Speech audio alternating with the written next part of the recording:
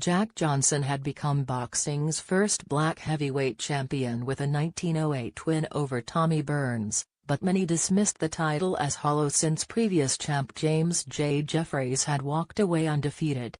That set the stage for the fight of the century between Johnson and Jeffries, who was coaxed out of retirement and put forth as the great white hope capable of restoring the natural order.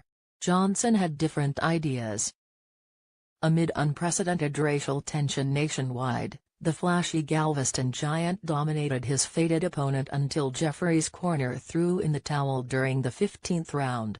Jesse Owens, center, on top of the podium for the long jump, one of his 4 golds at the 1936 Olympics, as Germany's Lutz Long, right, gives the Nazi salute.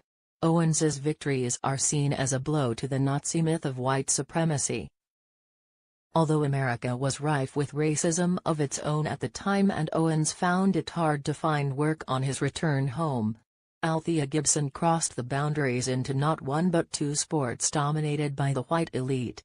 She was the first black woman to win Wimbledon and followed her tennis career by becoming the first African American to join the LPGA Tour. Playing the first of 171 tournaments in 1963 before earning full membership the next year. Courses around the U.S. often refused to let her compete due to her race. Tommy Smith and John Carlos, right, raised their fists during the playing of the U.S. national anthem at the 1968 Olympics. We were concerned about the lack of black assistant coaches. About how Muhammad Ali got stripped of his title.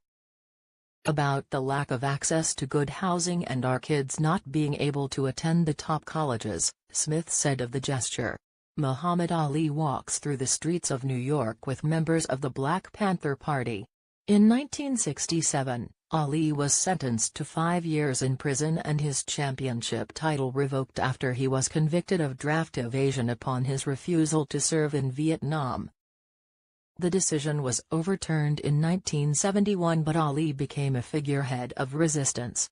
Why should they ask me to put on a uniform and drop bombs and bullets on brown people in Vietnam while so-called Negro people in Louisville are treated like dogs and denied simple human rights? He said.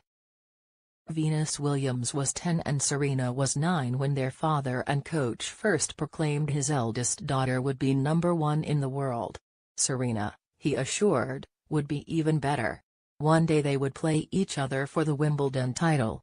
He was summarily dismissed, but in time every last prediction came true. If anything he undershot it.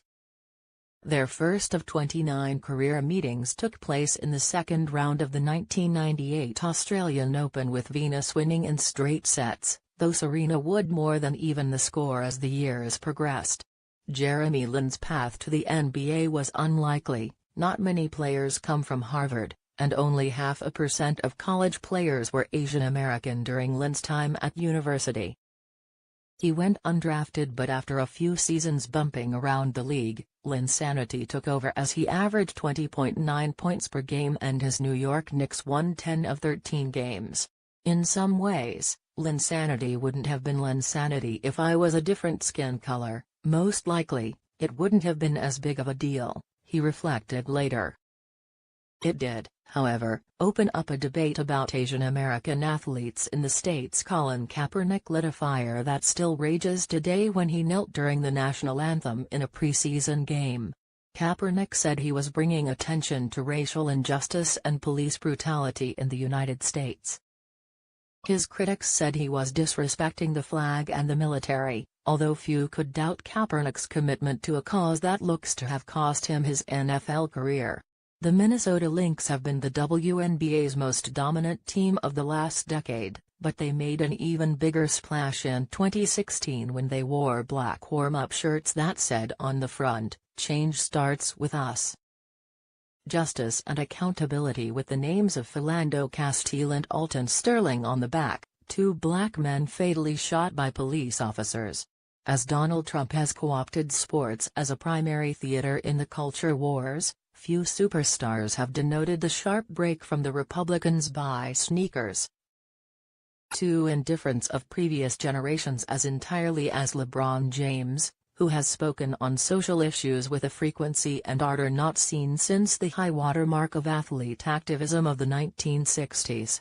"Shut up and dribble," as one Fox News pundit once commanded? Not likely.